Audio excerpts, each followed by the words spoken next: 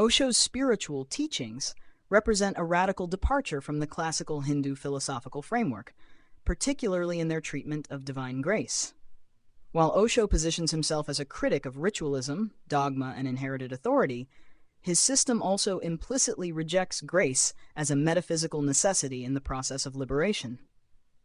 This omission has significant philosophical consequences.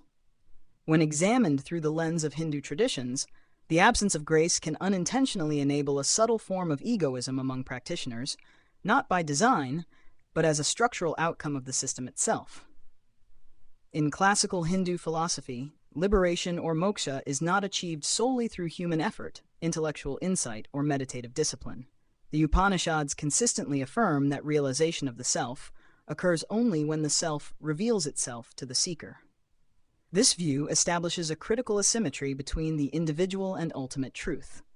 The seeker may prepare, but realization is ultimately bestowed.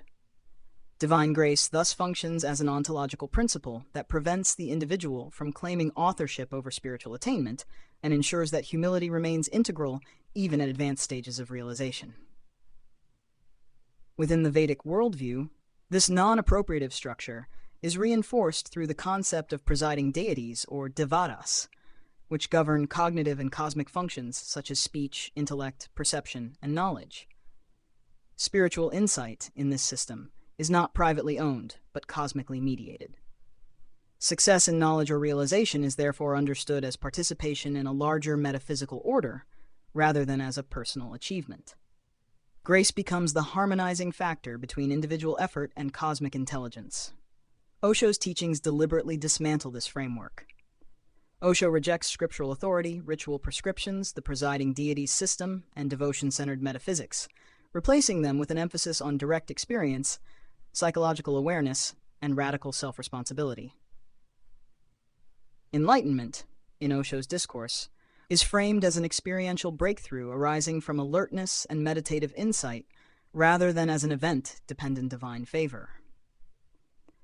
While this approach offers psychological clarity and freedom from institutional constraints, it simultaneously removes the metaphysical mechanism that traditionally dissolves the sense of individual doership.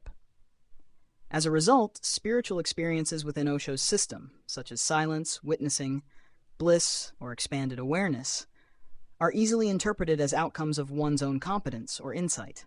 Even when ego is intellectually denied, authorship subtly reasserts itself through statements such as "I became aware," or "I transcended the mind."